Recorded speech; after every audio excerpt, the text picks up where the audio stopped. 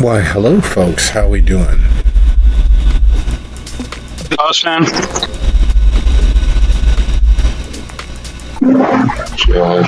Chilling, good. Chilling is very good.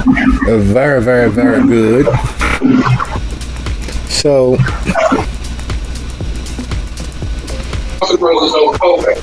processing cocoa into chocolate and then making chocolate out of this foam process. Show you how to do it.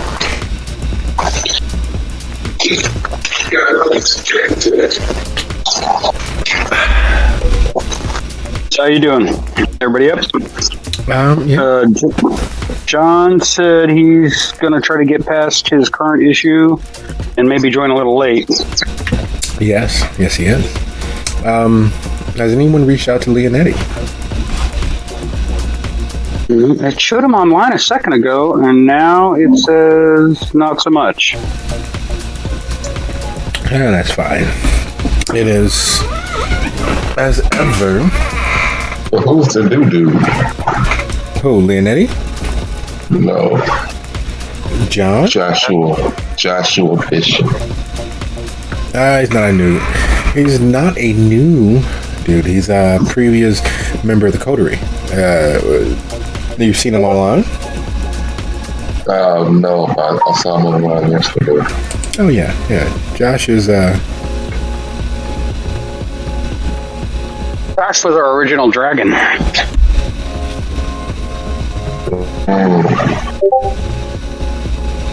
And while he, due to the pressures of being a new proud papa, can't keep up with the game, we have not removed him, and Joshua, the character, still lives and breathes throughout the mini chronicles.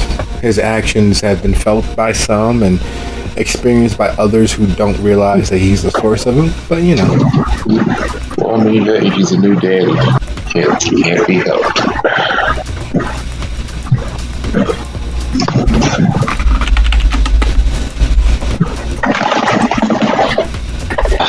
So, being as normally, in a situation such as this, we would ameliorate our absences with a good old-fashioned staking. That was not in the cards. That was not what was planned. And so we will not do our usual.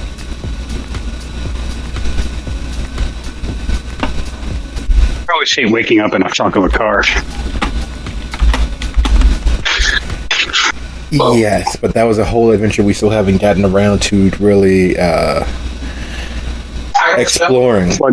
It's like Leonard Part 1 through 5. They've been redacted for public safety.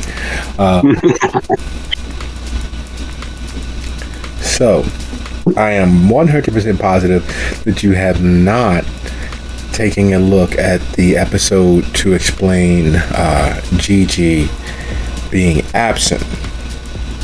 No, I didn't. So those actions and those misadventures are beyond your scope. But barring that, do you remember where you were?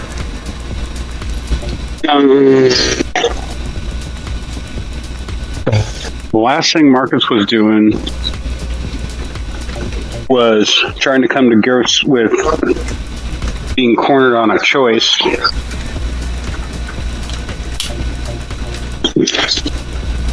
I don't remember the person who was putting me in that corner. I think it was Arthur. Or no, the person, the guy running the hotel that is near where Arthur is being held. Or not the guy, the girl, the lady that. Yes, Narissa. So, with that sitting there as fundamentally sound as possible in the mind, we're going to take a walk down memory lane and dive right in. If that's the only question, the only corner, the only hypothesis that we have, if you are amenable, we will dive right in. And Nikki, you will appear at a dramatically appropriate moment with all of the revelations and communication as befits a master thespian as yourself. see. So I without was pulling. hmm? I'm getting a mental picture. I was pulling John off of her when that all went sideways, and she's staring us down, asking us questions. Okay. Just making sure that I'm going to be mad at the right people when we start. In the inimitable fashion that I have grown accustomed to, and that I feel wholeheartedly expresses just how much joy and enjoyment I get out of our play sessions, I'd like to say thank you for being here. And without further ado, this is officially Steel Hearts, Rusted Souls, Season 4B. When Souls Die Greatly. When we last left our coterie, Marcus festooned in the remnants of a well-cooked bit of poultry, a quail to be exact, and wrestling with a surprisingly physically capable Mr. Lasky, with Gigi and Leonetti and Nikki just out of the main path of combat, has been challenged to the very real faceted understanding that this is some other kindred's domain. This is some other kindred's safety, sanctuary, and property held in good standing of themselves. And as a madness gripped John, giving full leash to the weight of his beast, is held at bay by, with all due honesty, the rail thin, sinewy, undead strength of Marcus, who has never been the most physical of lads, but is managing to do so with all due focus and all due determination, because looking bad on your own is one thing, but looking bad because of someone else's actions is quite another. And as the battle, because that's what it is, reaches the point of near untenable proportions, Gigi steps up. Gigi steps forward.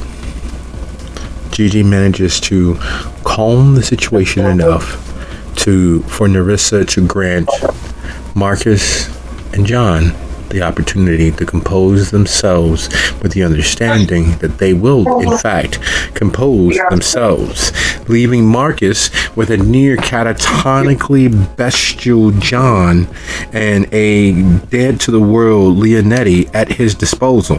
Somewhere in the process of wrestling with powers most supernal, Marcus was left alone. This is not the first time he has been alone with forces beyond his measure, but this is the first time where he's actually felt alone.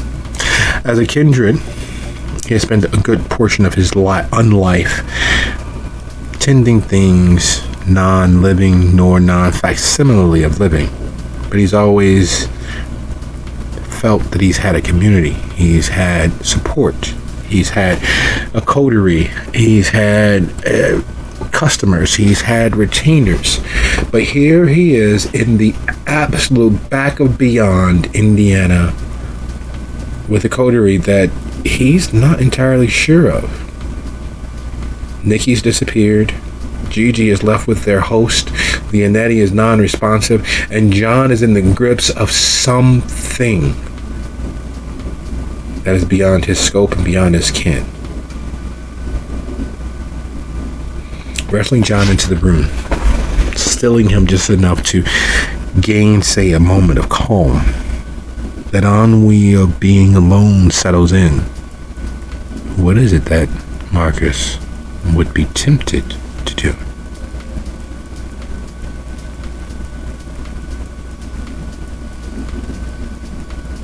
She states, boss is on the phone. We gotta go outside. So Marcus has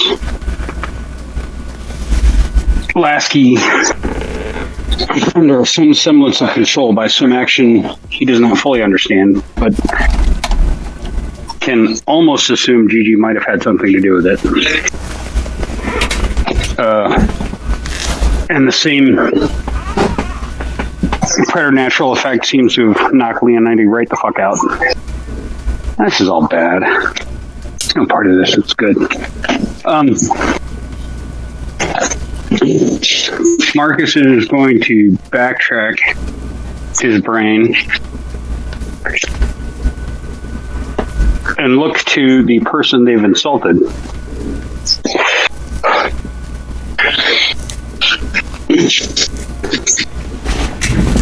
All I can do is apologize and beg understanding. My friend here was very hungry, and we did not know this was a demons of any kind, nor did we think until just now that we would be meeting any in such a rural township.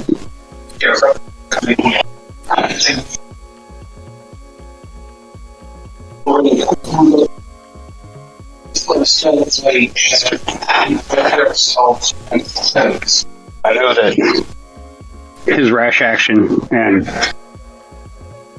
loss of control is more than just a little problematic and doesn't show my people in the best of lights.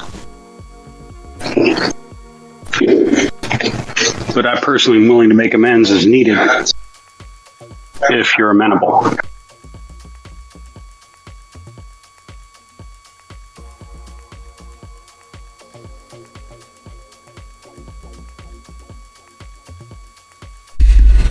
As he goes over that speech in his mind, as he composes and comports himself as best as he could, trying to find a diplomatic path down the middle once he settles John into bed and heads back into the hallway, finding it devoid of any other kindred. The only remnants of his would-have-been meal scattered across the hall. No sign of Gigi.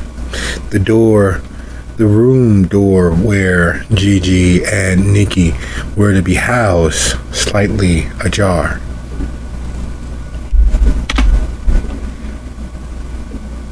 The quietude of the hallway is eerie. There's no other way to describe it except for eerie. Hotels in and of themselves are these strange amorphisms of home away from home. And typically in party hotels, you can hear the sounds of life happening.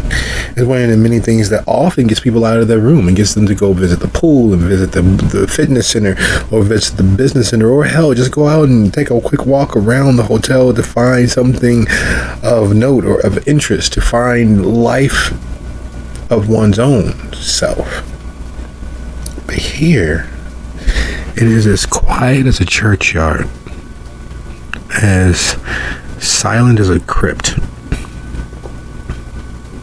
The slight chugging of ice machines, normally part of the background noise of being in such places, is non-existent. The electric hum of the lights overhead having seemingly disappeared and dissipated. There's silence and Marcus's own thoughts.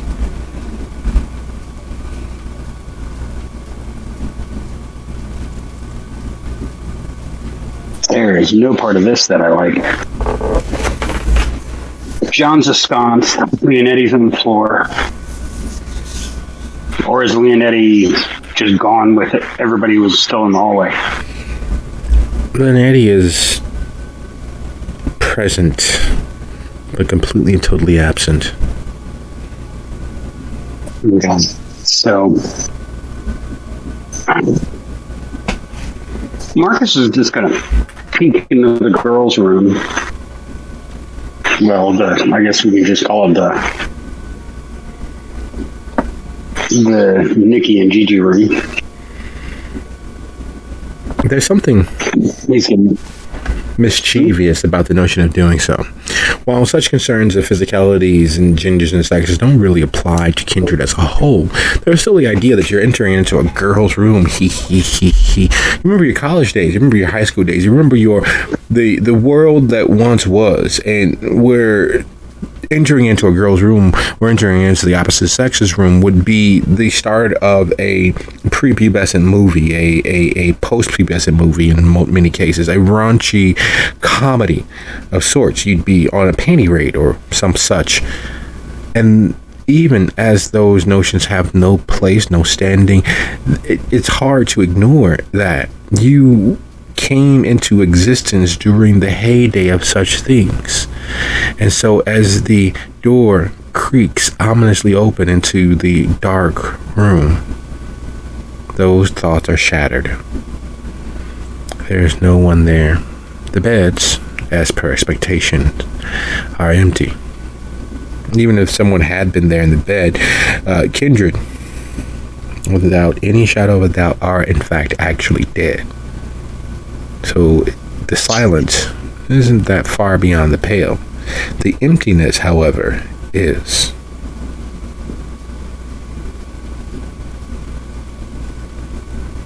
I don't like this at all.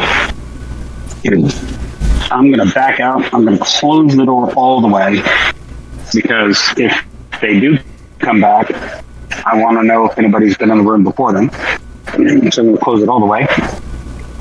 I'm going to recover the bits of pheasant out of the hallway, if there are any. Oh, there are. And retreat. It's a whole damn thing. I grabbed some of the pheasant, and I'm going to toss it into the ice bucket in the hotel room, because I have need of that later, and the sun is coming. That is the amazing thing about being granted immortality. Being granted, the promise of immortality. How true that turns out to be is anyone's guess. No one's lived forever, so there's nothing to compare it against. But the promise of immortality is that you have the rest of forever.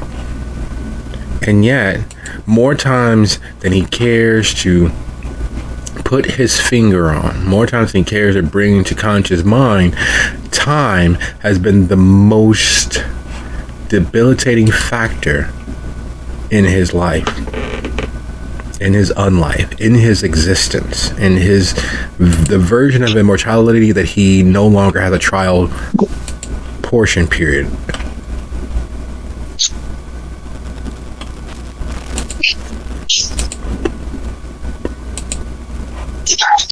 I take a look at my cell phone to see what time it is, estimate how many hours, minutes, seconds I have until my day is over. And then it hits. The elasticity of time and the understanding of it is one thing that has always captivated the man's mind. It is, after all, man's creation, the idea of it and how to measure it. So as the cell phone clock leaps forward several hours as you watch, then backtracks several minutes as you watch, then projects a time that you know is completely inaccurate, because there's no way that it is 11 a.m. It is as if the phone is being attacked and fighting for its very existence. Apps are disappearing and reappearing. There's a significant amount of network popping up and disappearing one after the other, and your phone, set though it is to silent and vibrate, still responds to all of that interference. So it vibrates like a Hitachi massager in your hand, just going off repeatedly.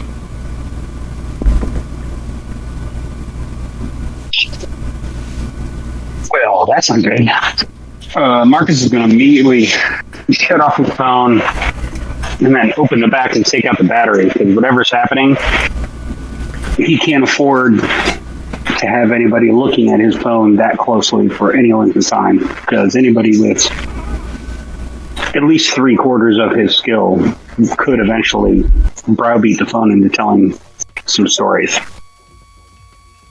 So he's going to remove the power source entirely. And then he's going to go old school and use his Mark I eyeball out the window.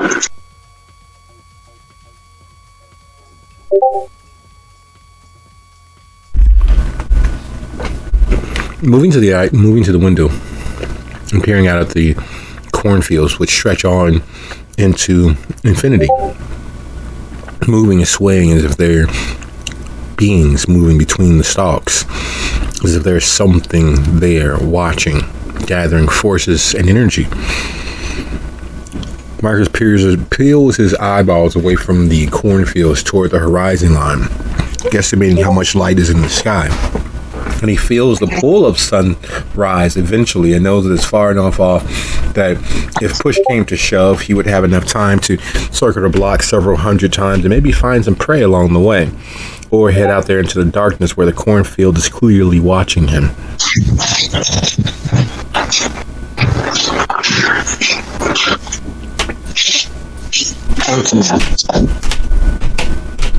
The boys are out, the girls are missing. And our host, having answered questions, has decided that the answer is not important enough to wait for. We have maybe an hour and a half before the sun gets the flesh from my bones. And my cell phone is going crazy. That is either an attack or some kind of side effect, and I don't know which.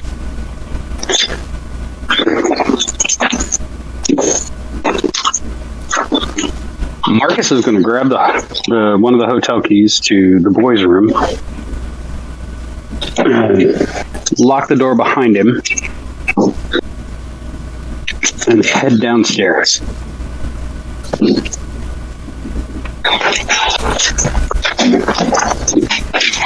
The couple at the couple hosts that are at the desk, they look up from what they were doing, and it's clear that they were doing the Sudoku or crosswords or some other thing in the paper, probably the jumble, knowing those two.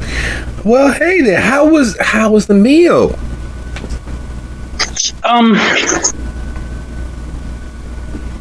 It was a little spicier than this poor white Chicago boy was used to, but pepper aside, it was explosively good. Well, that is good indeed. You had the opportunity to meet Marissa, our owner. She moved into town a couple of years ago and had the hotel refurbished. We didn't really think too much about the metal shutters on the window, but they are a godsend for people who are curious about such things. Your friend just left up out of here. Is there any message? They left out of here in kind of a hurry. You mean my lawyer, Gigi? That's your lawyer? Oh, I see. Well, we're friends too, but she is my legal counsel.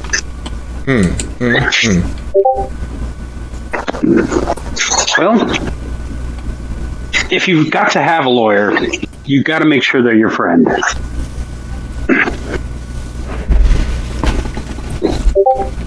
I see. Well, there's only so much we can potentially say under such conditions, but we do wish you luck with whatever trouble brings you out this way. Is there a message? Gigi left in a hurry, you said? Yes, her and the blonde girl.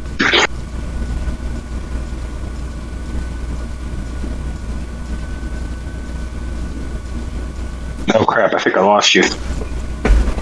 Did I lose you? Can you hear me? Oh, there you are. Okay, you're back. For a second. I wasn't saying anything. They merely mentioned that Gigi and the blonde girl left out of there in a rush. Oh, well, that's... Did they say anything? Did they leave me a message? They did not. They didn't even bother to wave as they went by. Well, like I said, lawyer, manners aren't their first lesson in school. And your owner, Marissa, is she still about? I believe she might. She did not leave past here, but of course, we do have several doors besides the main one.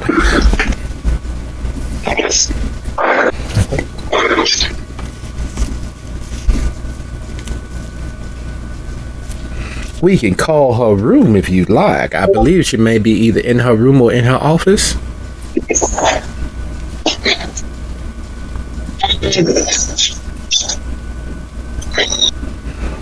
She asked me a question and then she had something to do. And I feel I owe her an answer.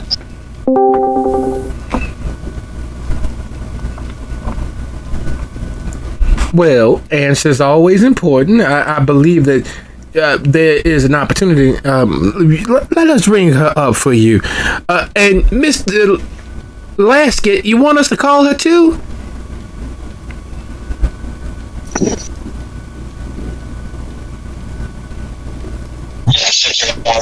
Lasky with him. Lasky's directly over your shoulder. His gaze is a little glassy. His stance a little tentative. He's not completely absent.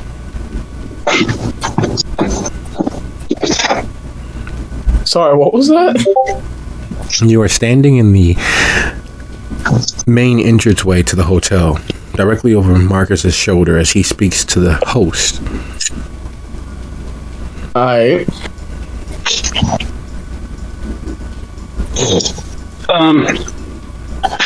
John, Jesus Christ, John, don't do that. We're going to Gigi and Nikki had to do something. I think you and I should probably have a talk with Marissa. Okay. I mean, she did ask us a very pointed question that we never got to answer, and we should probably make some amends to that. We're here because of my vision. Moving without answer, John. Take a deep breath. But yes, please, if y'all could see if the lady of the house is still in the house.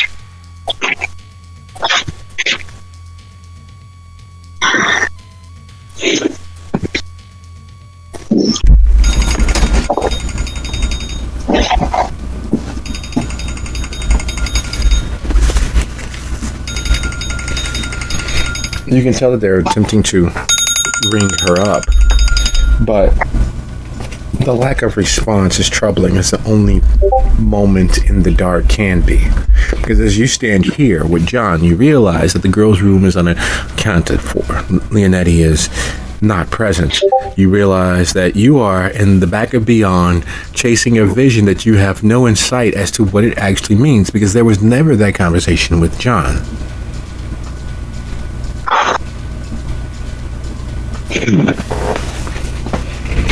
Well, it seems like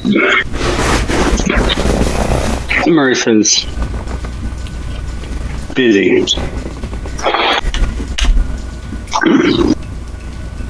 So let's not try to disturb her anymore. We've got to step out for just a minute. We'll be back by sundown.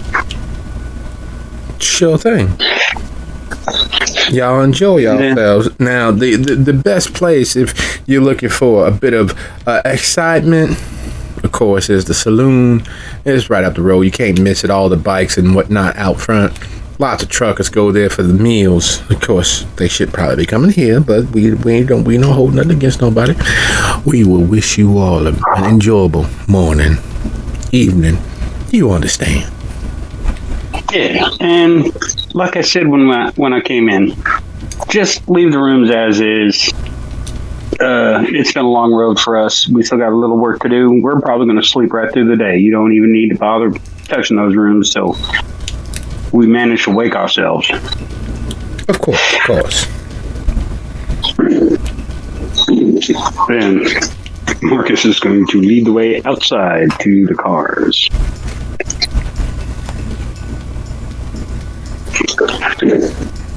It's a beautifully moderate Midwestern evening.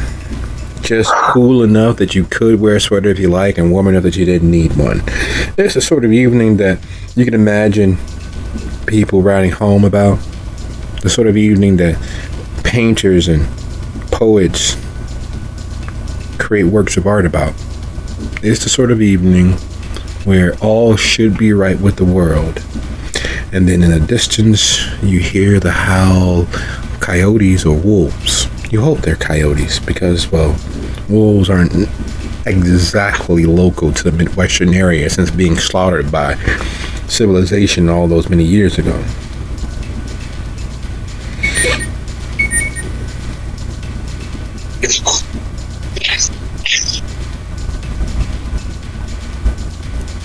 Okay, gentlemen, we got to think of something. Gigi and Nikki took off. We still got to find Arthur. And we don't know this town. Does your sight see anything else? Any clue, any hint? It does not work that way. I mean, I can try and, I don't know, think of Nikki and activate whatever you think I activate. Well, But nothing, it's never anything specific. Unless just a you have clue something would of be hers. enough. Although that would only be the past, I'm pretty sure. We don't have anything that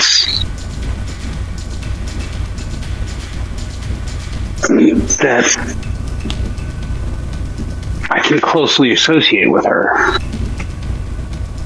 But I mean, right now the only thing that's going to be open in this flea speck is going to be the saloon and a biker bar right before dawn. Not my first choice. But Gigi and Nikki had to have gone somewhere. We need to find them. We need to figure out what's going on. Then we need to get back to the hotel and sleep. John's passed out. Let's toss him in the tub. But something happened. Marissa disappeared. The girls left. We got to do something.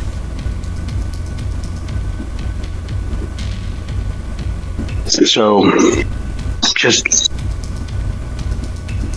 imagine tattoos. Think of a tattoo you saw on her. Focus on it and see if it brings up anything.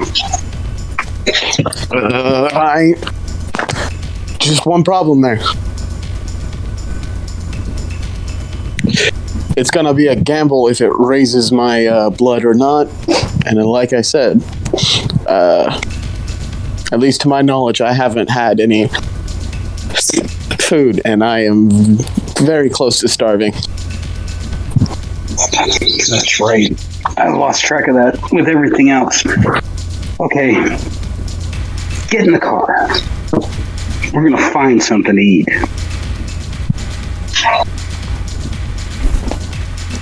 Moving to the parking lot and heading to the Camaro, you realize that the bug is gone. It's just not there. Which means they didn't leave on foot. They went someplace maybe far.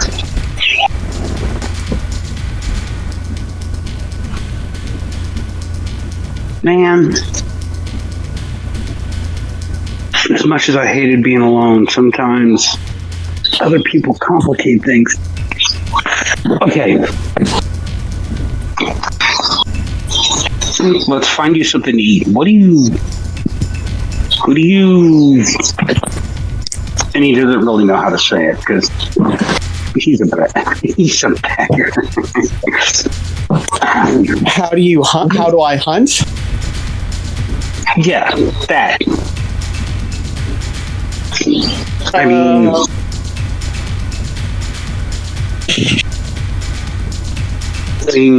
is it like Ventru? You only have certain things you like to eat? No, it's not like that. I asked for consent, and that's how. So we need a crowd of people. Yes. How are you on biker bars? But I've never been. I think tonight is going to be your lucky night. And Marcus hates every part of this idea, but he's going to find the biker bar.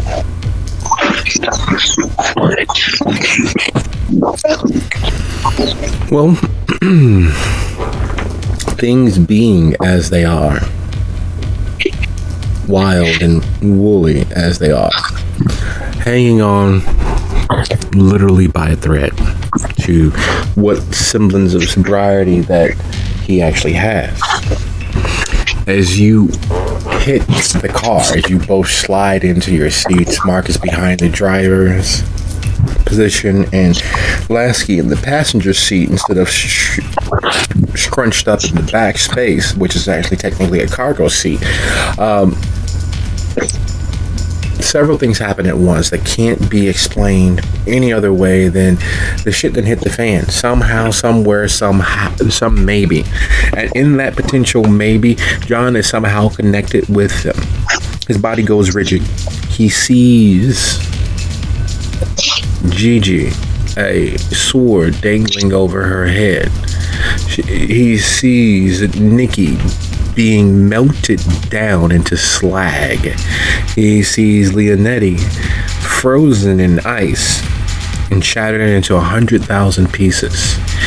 He sees Marcus wearing a crown on his head, wielding a scepter that looks like a wand from Harry Potter, and having his legs chopped off from beneath him. All the while without him noticing.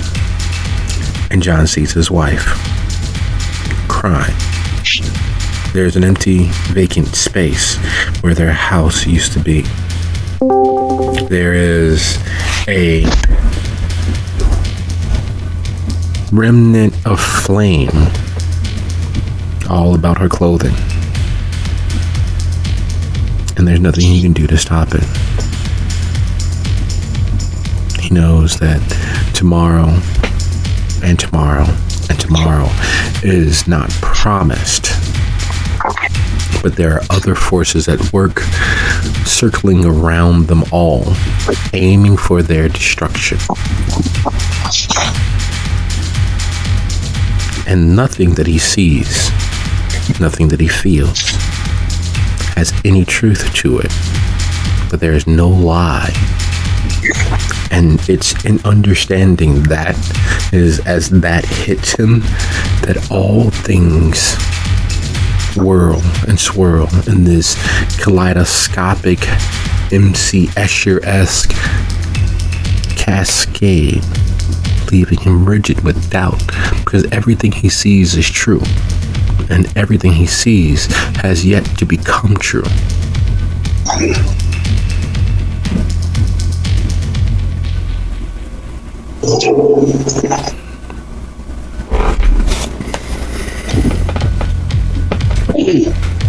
So I just basically see everyone die.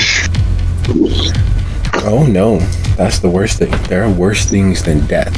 that death is a release. Death would be a certainty. Death would be an outcome that you can predict and build yourself off of, because it is nothing more than changing of states. It is the end of what is currently and the beginning of what lay beyond. But that's not what he sees. He sees catastrophe. He sees chaos. And he sees Leonetti frowning as his two other coterie members are leaving him at this hotel, this godforsaken place in the middle of fucking bumblefuck Indiana, without having even shared so much as a find how to do.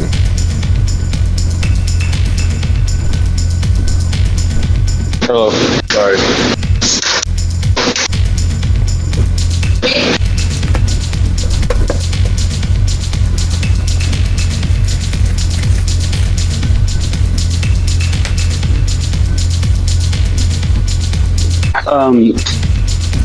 Does Marcus see Leonetti? With John spazzing out and tensing up and having a small conniption, would he be looking around the car, or would he be focusing on John? He's looking for humans that can see John. That's what he's looking for. He's looking for a kind that might see John having a full-on grand mal seizure. Oh, well then, yeah, Leonetti's standing on your door, pissed off that you guys are leaving him.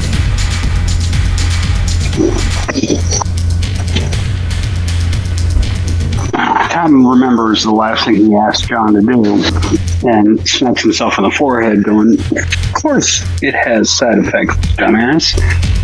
And seeing Leonetti, he starts the car, pulls it backwards, and parks it so that Leonetti can get in. Thank you.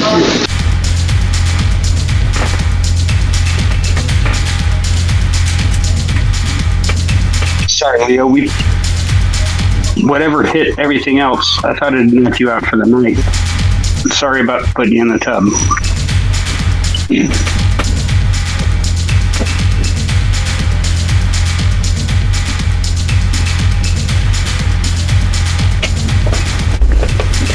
And as you, Leonetti, and John are settling into the car to figure out what you all are going to do, a last chance saloon service van, and that's exactly what it says, pulls into the parking lot, and a brunette with bright bluish green eyes steps out wearing the closest approximation to fetish wear that you can and still be legally allowed on the side of a road, along with a vivaciously curvaceous redhead who's... So this is where you guys are staying? Everybody stays at this hotel. Is the food as good as everybody says? It's excellent. I've always wanted to stay here, but it always seems outside of my price range. You wouldn't believe how cheap some of these bastards are. They think everybody's supposed to take off their top and well, do other things, but I can't do that. I don't have a reason to do any of that. I make just enough that, you know, it's okay. Yeah. So, Robert said I was supposed to help you guys. Where are your friends? Are they cute, at least? Does she see them? Yeah, they're getting ready to drive away. They're in that car right there for. Oh my God! Is that the car from the Transformers?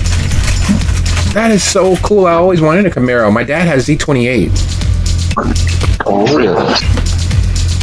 Yep, it had a spoiler and the air ram. It was absolutely gorgeous. He said it was based off of some show, Beretta or Las Vegas. I forget which one he said, but anyway, I never saw the show. I don't think I really want to. My old man was a bit of a drunk, if you know what I mean.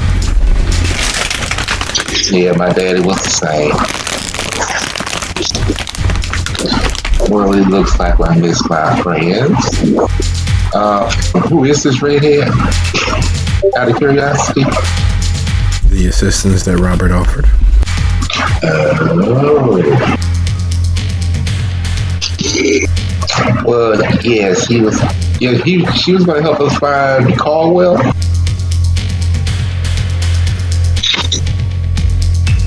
Or, sorry, wrong day. Well, since we missed him, why don't you come on in and I'll give you the skinny of what we need.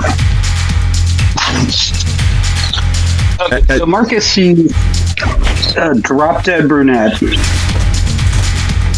followed by a bimbet redhead, get out of a service van of some make, model, and type. Mm-hmm. Yeah, Marcus is still 22 in his head, so he takes a beat.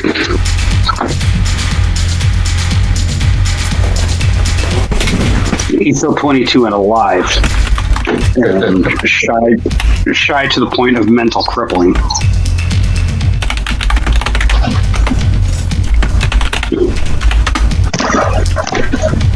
So the Camaro is parked. The driver is looking. While trying to look like he's not looking. And the brunette waves at you.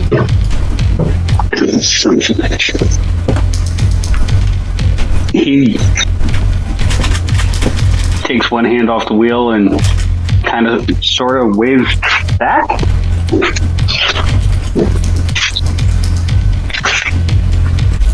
She looks to the girl. Could you wait here for just one?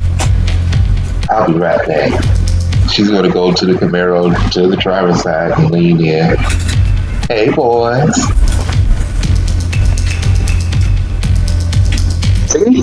Ma'am? She's going to get in real close.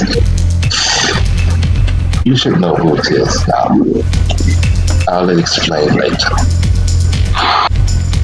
And at that point, Marcus needs... Oh, go ahead. It's Nanny McPhee. That's right, isn't it? I mean, sorry. Leonetti's just like putting his hand on his head, just like, oh, this is so hard to watch. Marcus was completely flustered up until that moment, and then remembers. You're always so cute when you squirm like that. You shouldn't text me. Oh my God, Nikki, don't fucking do that. Who the hell is your friend? Dinner. Dinner for you, or because John could use a snack? I could. I am hungry. That's why I got. That's why I got her.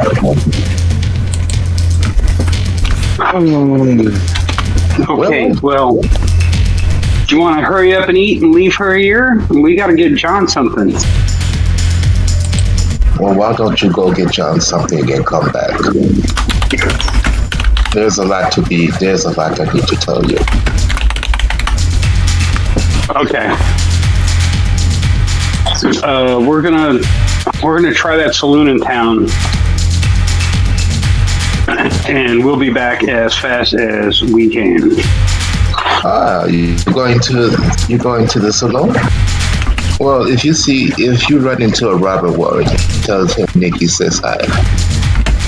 Robert, got it. Hopefully he can help out John. And he is quite connected, and he is also going to assist us in locating Mr. Caldwell. Me and Gigi has been busy. Like I said, there's a lot to tell you. So hurry back, Chatsy. Okay. And Marcus nods and lets Nikki do what she needs to do so we can get John someplace where he can do what he needs to do. I've got an address now, so we head in that direction. All right. Well, it is a a little early. It is 23 after the hour. Let's take a quick turn here, and we'll pick up with you all driving through Walkerton.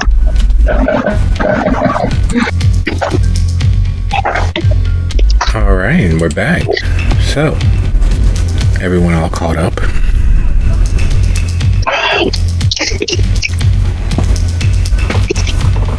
Caught up in what? The present, the moment, the interactions of coterie members caring after one another, being involved and being together, making it easy on the storyteller and all that good stuff. The power of friendship. Usury by any other means, by any other definition. So, We should all drink each other's blood and become blonded with each other. absolutely fucking. With the information that Nikki has provided to the other two, we are going to look for Robert. Nice. Would you be so kind as to go ahead and roll your intelligence and drive for me, please? Really? Yes, but you have quite a lot of intelligence. I have a fuck ton of intelligence. I actually have a half decent amount of drive too. I have more than the 0 required to drive a car. Well, you know. Wait a minute. Is Marcus and Lasky just as smart as each other? There's every possibility that I'm smarter. Do you have 5 intelligence? No, I do not. No point in having 5 intelligence if you don't use it. See, I've got a 4 in intelligence. I've got a 4 in intelligence. Mm-hmm. So you are just as smart as each other. Yeah, but I have a Tech 4, Science 2, and Academics 3, so... Yeah, see, I just know shit. I'm just aware of shit. But has more crystallized intelligence. Yes, it's practiced and used and trained. Here's the thing, and this is there's no ifs, ands, or buts about it. You know that north, down the road that you are on from this hotel, should put you very close to the motorcycle bar that you passed on the way in. It wasn't really a motorcycle bar so much as a conflagration of motor vehicles turning down that lane. You saw trucks and cars and all sorts of things. You know that it was north of where you currently should be. Yet you head north, or you attempt to head north, and your bobble-headed compass shows that you are heading north, but based on everything that you can tell by looking out the window, you are on a street that doesn't even run north. Well, it kind of runs north, but north is behind you, which makes no sense, considering that, as far as you remember, Georgia was a south by southwest running street. You remember that you passed it to get where you are, but how did you actually make that left turn and head south and get on that street? You're not entirely sure. You don't remember making that turn because you know you didn't make that turn, yet there you are. The street sign that you passed a few blocks back stating that you were passing Georgia and Hickory makes no sense. There's a church to your right, a huge, not quite mega church, but large enough that it takes up most of what should be a city block, roughly a quarter of what should be a normal city block. It's the full ground of the United Methodist Parsonage. To your left, which should be east, is a school called John Glenn High School, surrounded in the megaplex of baseball fields and football fields and soccer fields. Surrounding each of those fields is corn. Just stalks and rows of corn, gently waving in the breeze, waving at you as you pass.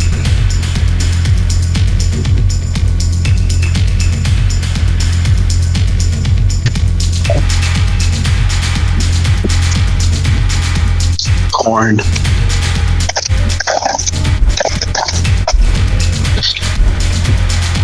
Marcus, these all look like corn, not bars. I am aware, John. Do you have something more informative? Are you seeing any people? Are you seeing traffic lights? Are you seeing... Hey, pups. That's right. Did you just scream 8 o'clock at me?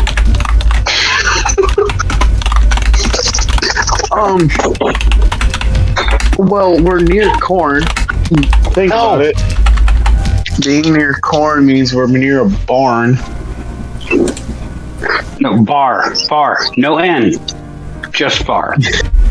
Yeah, a barn usually considers animals.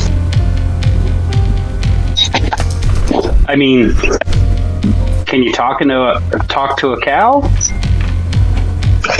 Oh, shit. I don't know. How fast are we going, Marcus? Well, I'm gonna. Speed limit is 35. Yes, small town. Yeah, small town, 2-lane road, 35.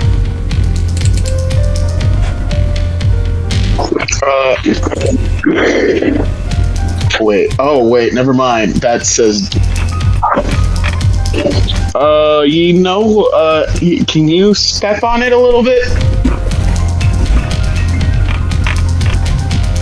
Any particular reason why? I edge it up to 40. There's something out there. Is he pointing at 8 o'clock? I'm like pointing on where I feel what I'm see. Like there's something like there, and.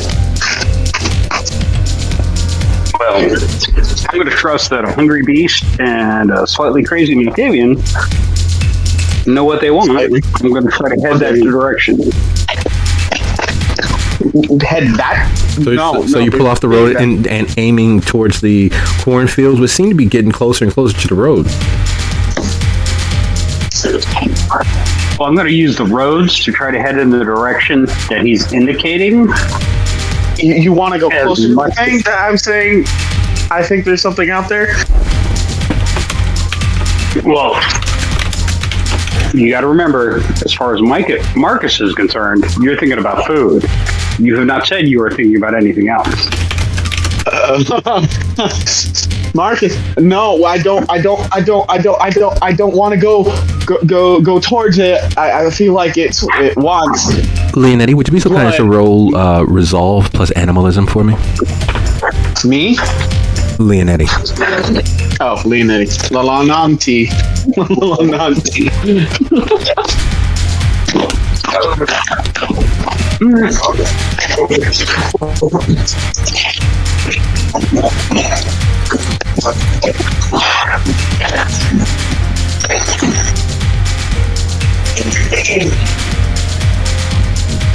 Yeah, did we lose you, Leonetti?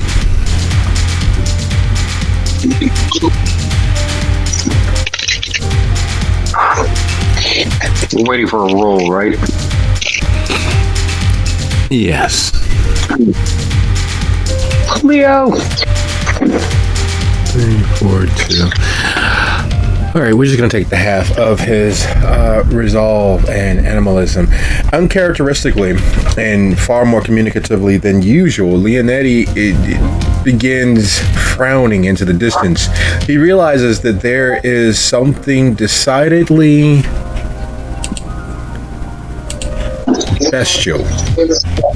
There's decidedly something animalistic and hungry in the direction of all around you. It's close enough that it is a danger, and far enough away that you all have the opportunity to flee. is what he would convey with a 2 success, taking half. And as Marcus attempts to make a maneuver on the road to get closer to the corn stalks, as John tells him to not, in his inimitable way, stepping on it and making a bootleg turn, would you be so kind as to go ahead and roll your composure and drive? Your DC is 3, because as you swerve off the road intending to move through the corn stalks, knowing that the V8 under your hood and the 2,500 pounds of the vehicle should more than crash through a few stalks of corn.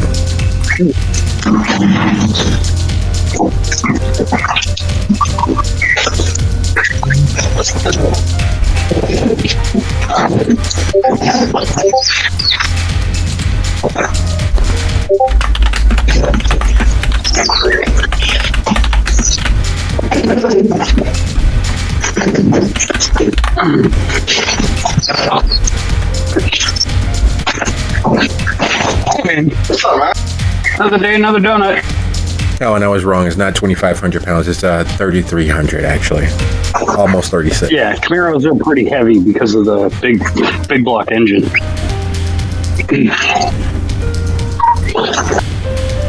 But dice are rolled.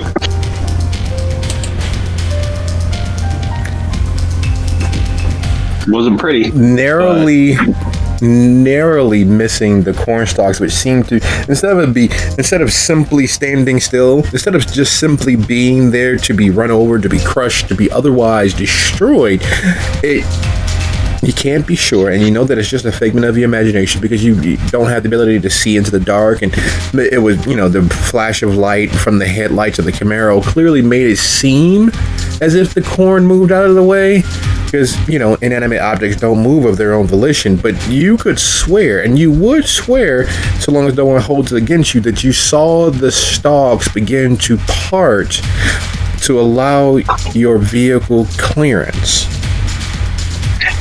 Get back on. Get back to the road. Get back to the road. And Marcus finds the road. And while Snuggles said 8 o'clock, Marcus is now looking at 2 o'clock and finding every road that takes him in that general direction.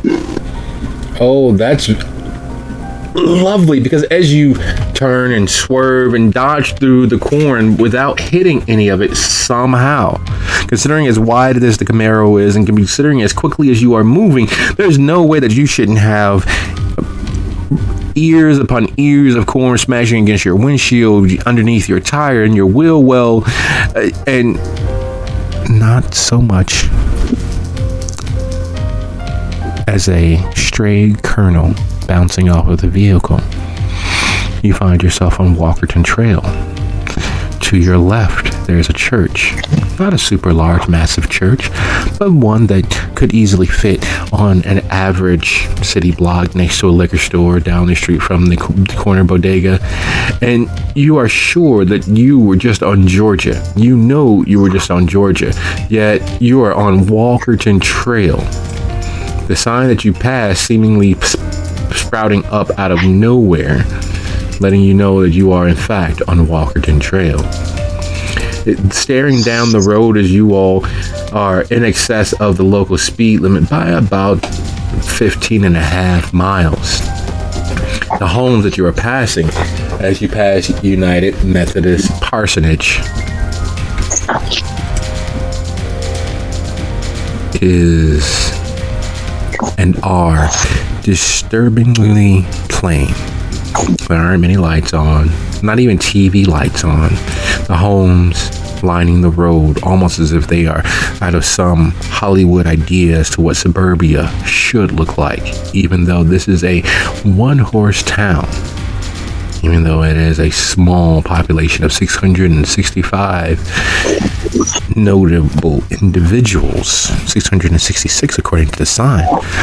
there shouldn't be this many homes, let alone the need for a high school of that size that you just passed with all of those athletic fields, those play fields, the soccer field, the football field, the lacrosse field, the baseball field, the rows and rows of corn, which, while not close enough to the road to be a problem, but they stand eerily peeking from behind the houses that you pass.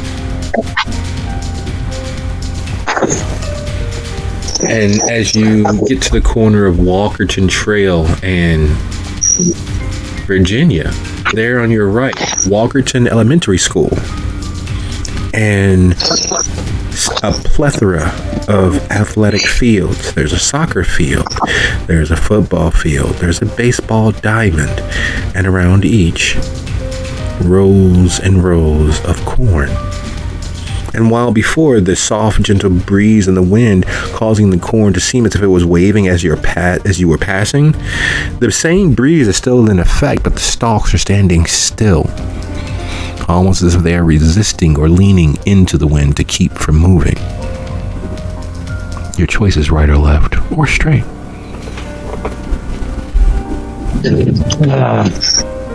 Marcus definitely downshifts back into first gear, get his speed under control for the environment he's in now.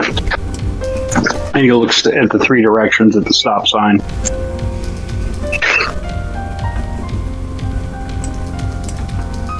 We've got elementary school right next to us, the high school we already passed, the Methodist church, which changed sizes, is a little further back behind us.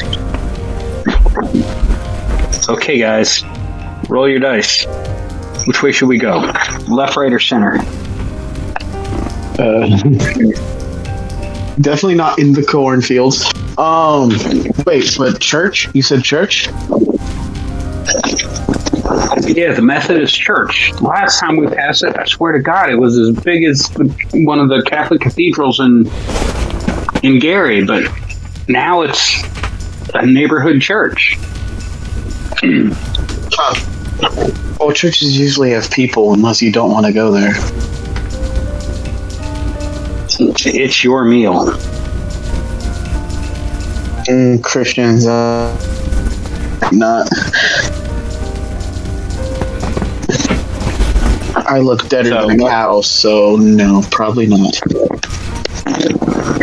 So left, right, or somewhere center? that has center. Unless Leo, you have a thing. What, you know what it's called? An opinion. An insight. Insight. Yes.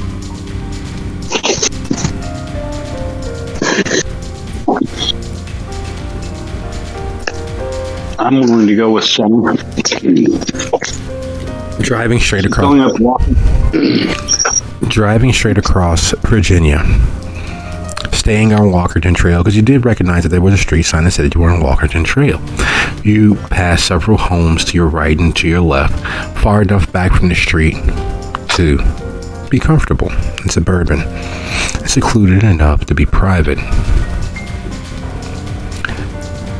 As you reach Illinois Street, you realize that you're no longer on Walkerton Trail. You're on Washington Street. When did they change? You're not entirely sure because you kept straight. Yet, according to the sign you just passed, literally lickety split at the last intersection, you're on Washington Street. Up ahead of you on your left, there is a huge park filled with jungle gyms and monkey bars from days of old, the old sort that were designed so children could fall and learn to deal with pain. There's also, not too far away from that central piece of art and play, several plasticized versions, several more modern versions of playsets and jungle gyms and the like. And standing up around them are children playmobiles and facilities stretching back several decades, back to the good old days when they just put lumber out there for the kids to crawl over. And on your right, it's United Methodist Parsonage. a nice mid-sized church where you can see several hundred families going to over the years. The sort of place where the parson, the pastor, the priest, stands out front greeting everybody on their way in every Sunday, every Easter. His wizened gray hair standing as a shock and a sign of his understanding and his experience, his skill at being a spiritual leader. Lovely suburban mid-sized church.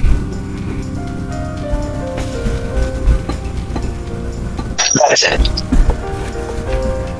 And Marcus slows down and pulls into the parking lot of the church. This is the third parsonage we've passed. The same exact name, a different building every time. Something's going on. Pulling into the church grounds on This area is just very. Pulling into the church grounds on Washington Street in Ohio, you enter into the parking lot of United Methodist Parsonage. Unlike all of the other buildings, there's roughly 14 buildings, 14 homes within visible eyesight of where you're pulling into. And this is the only one that is lit. The parking lot is nice and bright. There are several vehicles. There's several minivans, a huge SUV, an even larger raised F-150. There's even a little rinky-dinky 1970 Ford Ranger sitting there at the front of the church. The doors slightly ajar, and you can hear a harpsichord. Not an organ, not a piano, not a guitar or a drum set, an actual harpsichord playing. And the sound of at least 5, maybe 10 voices raised in hymn and prayer.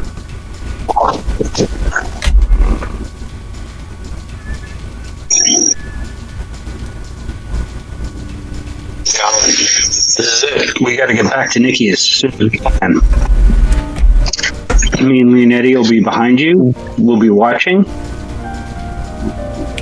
But do your thing. Just make sure not to do something too stupid. Otherwise, do what you need to. Does anyone speak anything besides English? No, I did not take any other language test. Okay, so it's just music. It's just prayer. And despite it there being a certain level of bass to it, it's just a typical Christian hymn that they're singing.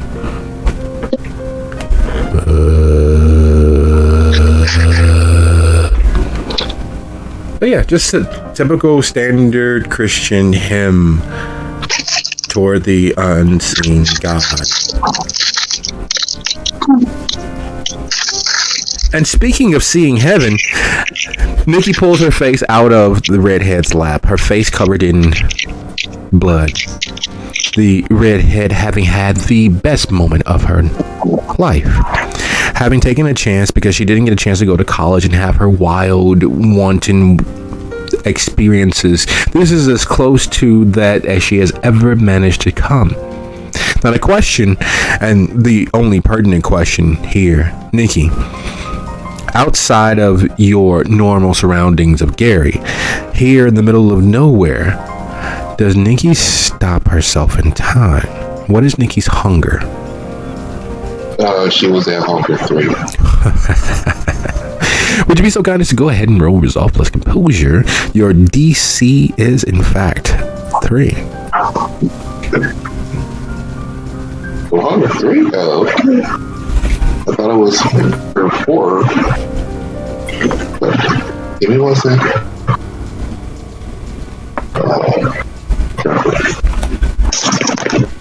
Sure, let's go. Resolve plus Composure, right?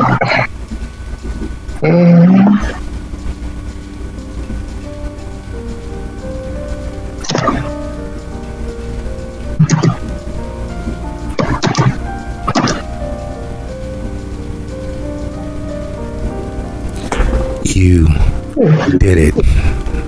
Yay. The first sip is 100 sips too light, and your last sip is about 1,000 sips too many. You have tasted the ambrosia of gods having fed upon other kindred. You have managed to dance right on the hoary edge of consuming another entity's soul. And nothing in your very long life has come as close to the innocence that you've drunken down. That first drop as it coated your tongue took you to another place. It took you to your last days living. The shells falling around your head, the gunshots that you've managed to outlive and outlast, the not knowing whether your allies or your friends, associates, or otherwise meant you complete and total obliteration, not just harm. Where the risk of your true self, your secret self coming out or being found out was most assuredly a death sentence, and not an easy death, nothing so kind as a bullet to the head. No, they would have gelded you. They would have disemboweled you. They would have used every non-easy way to inflict all of their hate and enmity upon you. They would have used every facet of your being to punish you with their hate. And in those moments, that small reprieve you had looking into your sire's face was as close to God's grace as you have ever come until this moment. There is something wholly and horribly addicting in her blood. There's something wholly and horribly delicious about her. That first sip nearly damned your soul to never leave, to never retract your fangs, to never unburden yourself from the allure and draw of your beast. But you managed to do so. And the look on her face, the bliss on her face is absolutely 100% knowing. She knows what you are. She knows what you did to her. The normal fugue that falls over your donors, the normal fugue that falls over your prey, that confusion of having lost moments to the pleasure of the kiss is not there. And as if adding injury to that insult and that risk, she strokes your cheek, using her thumb to wipe away the last few droplets clinging to your lip.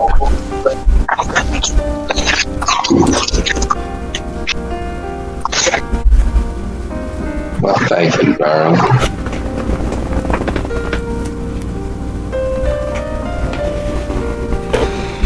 Just to be clear, you did say, well, never mind. I'm trying to debate if I'm going to do this or not. You ain't got to be ashamed. We all have our things. There's more of you in town. Like, I have helped Robert out a number of times. Everybody's got their kink, darling. Okay. Ask this question.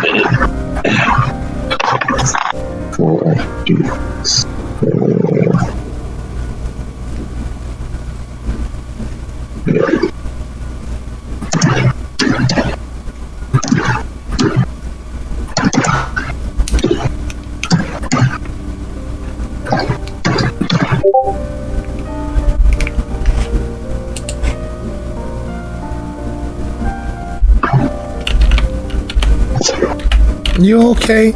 Most of y'all are so talkative afterwards.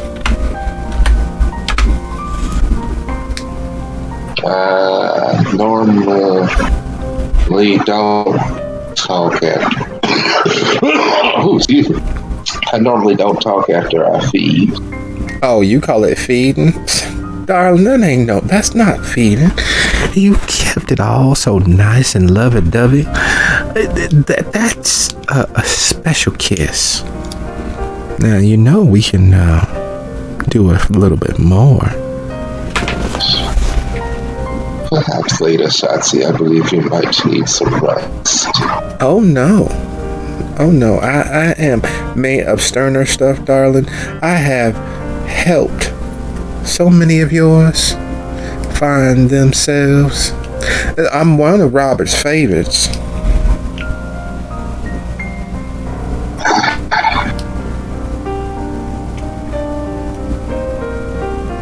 As much as I would like to take you up on your order, I think you get a little rest not being ordered. I do have a friend that's hungry, but I don't know how hungry he is. You seem like such a sweet little thing, and I don't have bad habit you or can afford it. No, I understand. Well, if you don't need my services anymore, don't really want to share, I'll just go ahead, head on back to work. You get settled in. Normally y'all are so tuckered out afterwards, and she literally pats your cheek like there. Would she mind wait for a minute if you're sure that you can go? And she'll text him, has he eaten yet? So you text Marcus? Yeah. Excellent. So your text goes, and the 3 dots appear. And stay there. No response.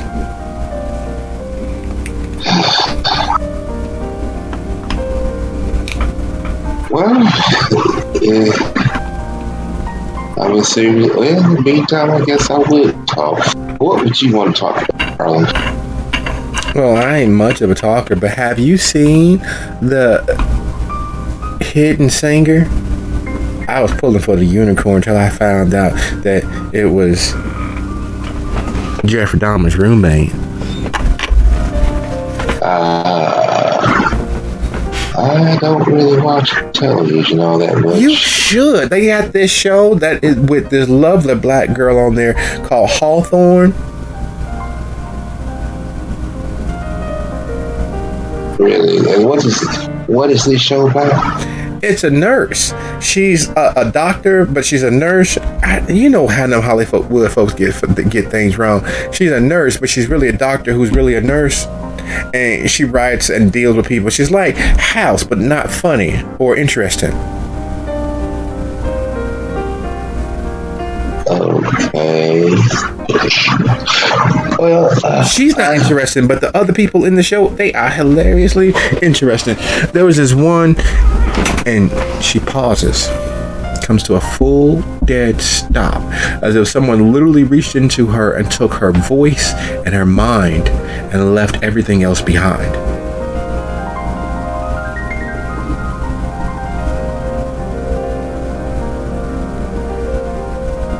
So she waved her hands in front of her. You have seen more activity in store mannequins. She's breathing, right? She is. There's still warmth in her skin. There's still all of the autonomic responses. But there's nothing else. Please let me have it. Thank you. Can Nikki look at her to see what's wrong with her?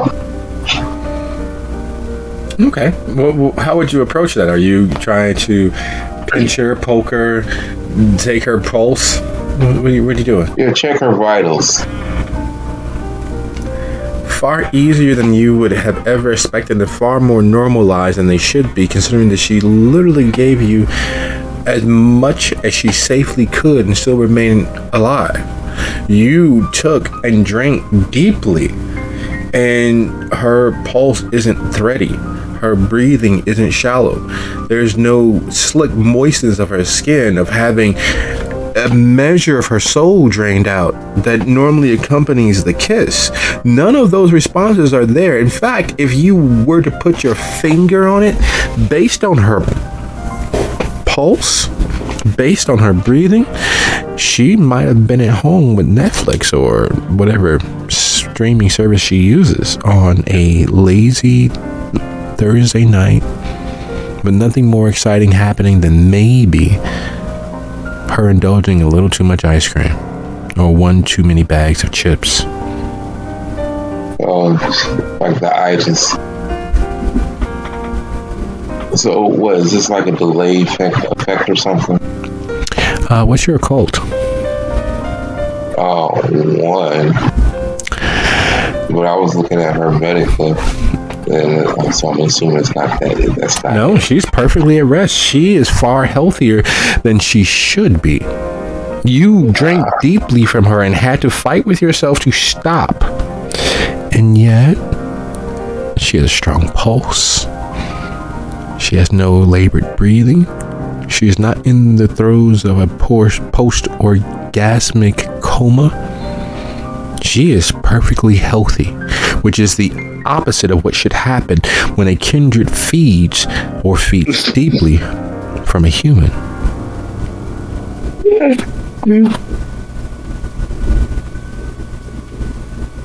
Well, this is interesting. Well, Nikki's just gonna sit with her. Well, she's gonna lay her down. Moving her more centrally onto the bed, stretching her out and making sure she's as restive as you can possibly make her.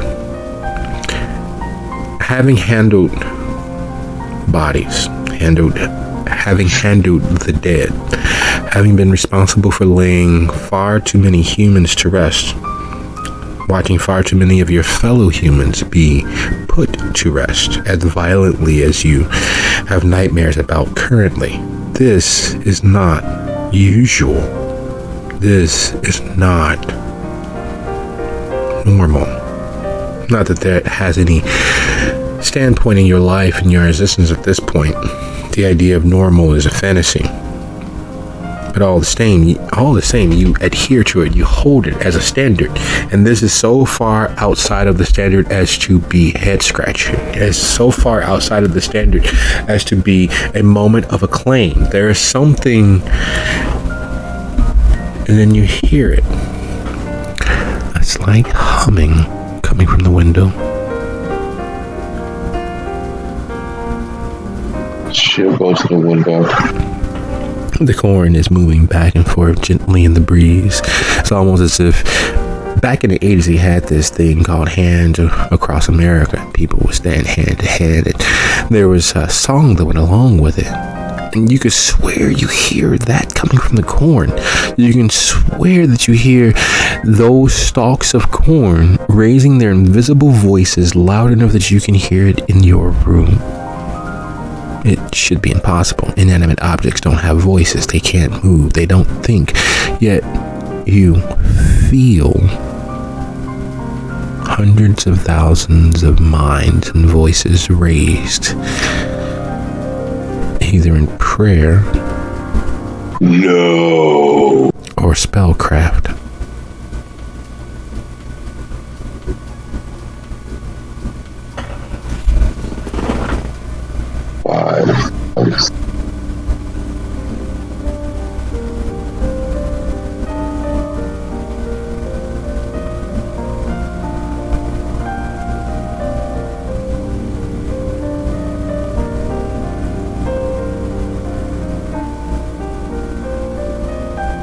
She's thinking.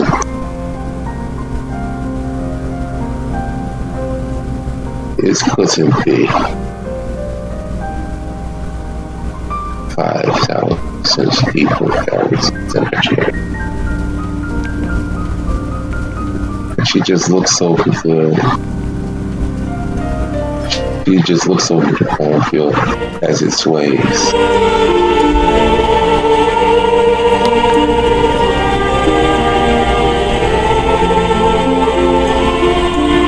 And she's just looking at the corn.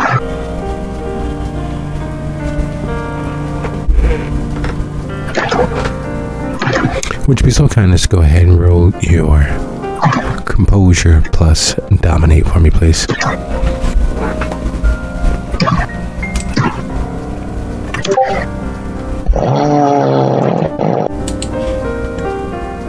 Say composure, dominate. Yeah, I think I'm gonna roll rounds with this one. Yeah, there you go.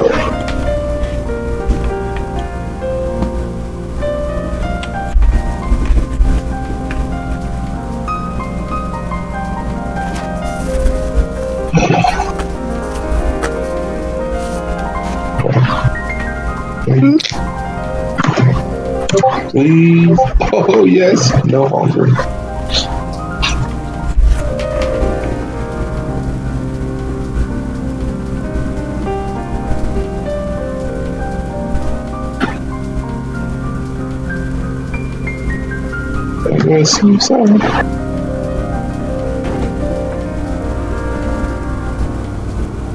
Four successes. The music snaps away as you focus on yourself. There's no way. You're not going. No one has the right to take away your autonomy nor your agency. No one has nothing.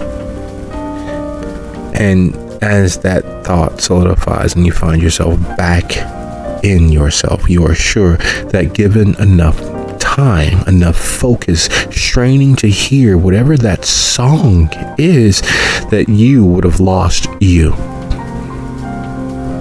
You're not sure what it is that was compelling you towards whatever actions, but you are sure that there was some force moving through you, moving in you.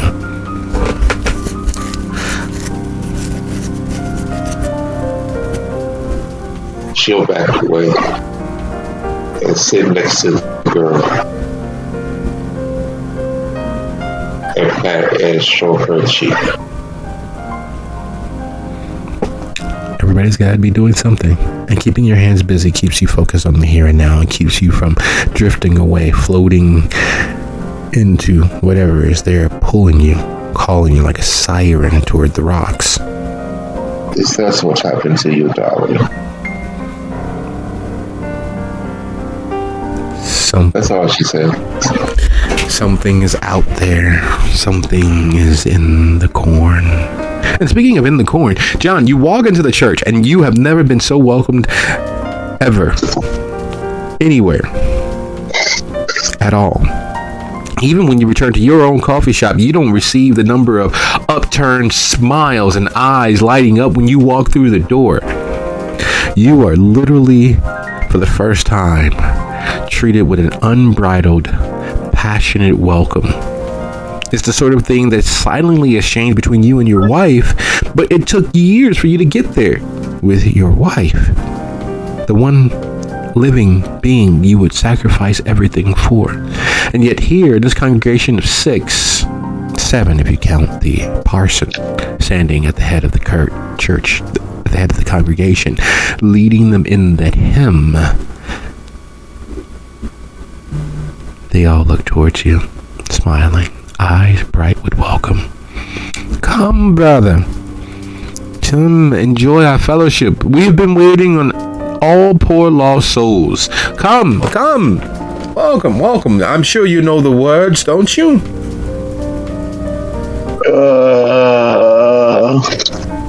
It's fine. We can teach them to you.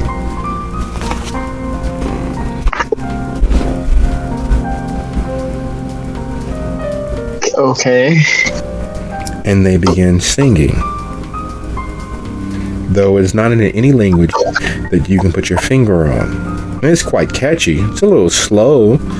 It's a little dirge-like. But it's impassioned. You can feel the emotions welling up in each of the singers. You can feel how their voices immediately begin harmonizing, how the various tones blend together, how the baritones and the basses and the altos, they all work together, creating a unified sound that begins vibrating through you, that begins moving along your skin as if you are being massaged into a state of release.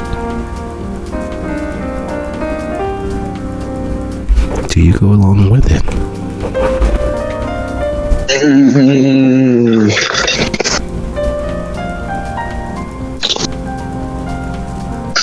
Could I want to be like.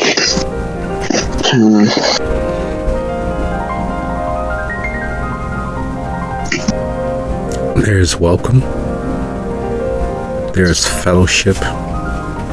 There's comfort away from all of your cares and concerns. In that sound, in that song, in this community of worshipers and congregants. Do you resist the pleasure, the calm, the safety and security? Put this outside. Can he hear what John is hearing? Yes. Oh, crap. I go with it. I feel as though I would go with it. There is a point that we all hope for, and not just kindred, but mankind as a whole. Safety, security, and peace above all else, because most of what we do is to protect those very few things, as fleeting as they can be in our modern era. And for the first time in John's relatively long existence, remember, he did survive death as close to it as he could. He does have love in his life, in his existence. It comes at a cost, and there's no other way to view it, especially now, being perfectly safe, being perfectly peaceful, that he is taking portions of his wife's life. It would be easier on her, safer for her with him here. These people, these congregants understand that need for safety and security and peace. And as the chalice is passed from hand to hand, a sip offered or a sip provided, the chalice finally lands in John's hands. And as the chalice smells so invitingly, intoxicatingly of blood outside, Leonetti, Marcus, would you both be so kind as to roll your resolve plus composure DC 2, because you're not directly in the path of it?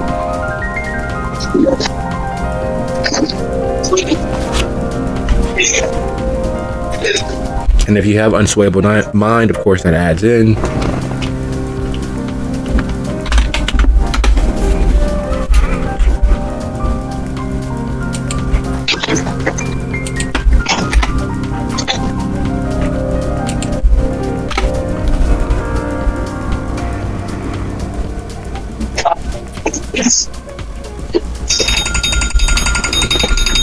Okay, excuse me 1 second.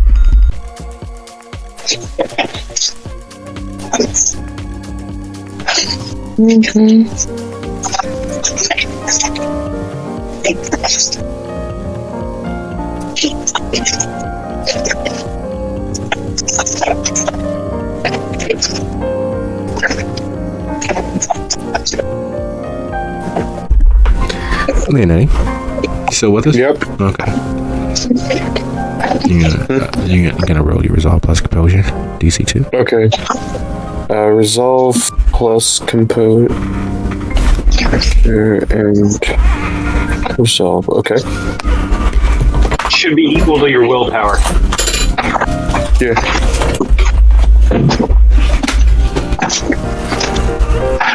And then do I add my hunger? Yes, of course. Yeah. Okay. Oh, yeah. Hunger's in the wall. So it should be something like 622. Oh, damn. Leo puts me in the fucking dirt. There's peace, and Leonetti knows that there's no such thing for individuals such as himself. Blood, death, pain. Those are all things that he understands. Those are all things that he knows the world is. So as the allure of peace, the allure of safety and security begins bombarding him, he immediately shrugs it off as one would the touch of a dirty leopard. Marcus, not so aggressively nor antagonistically shoving it off, but there is still that no, I will not succumb. And in the act of saying no, I will not succumb, he realizes that there is an allure there of supernal and supernatural means. There is something in this church, in this city, that wants to sway the mind.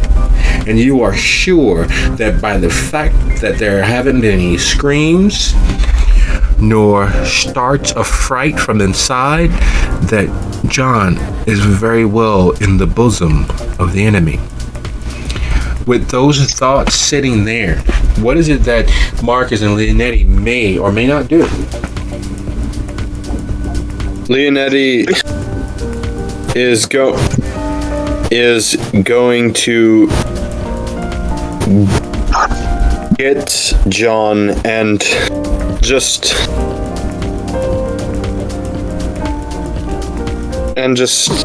we're leaving.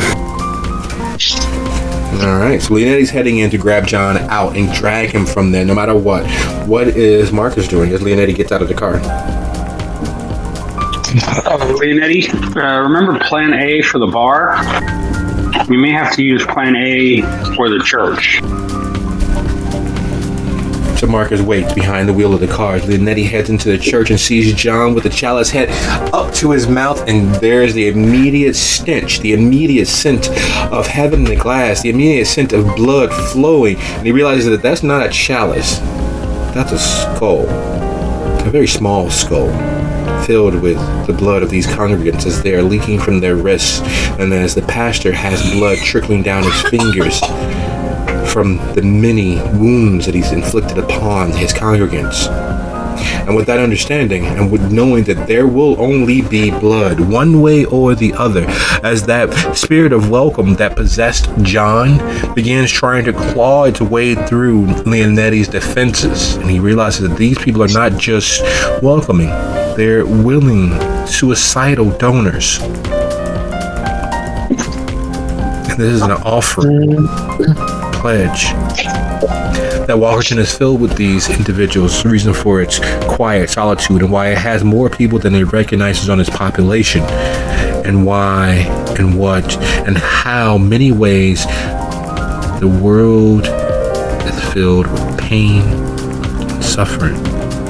And for the fantasy of peace, these people will do an ungodly amount of things. And with that thought, I'd like to thank you all for a lovely session. And I see you guys next time or in post. Good night, everybody. Oh my God, you're as bad as Attack on Titan.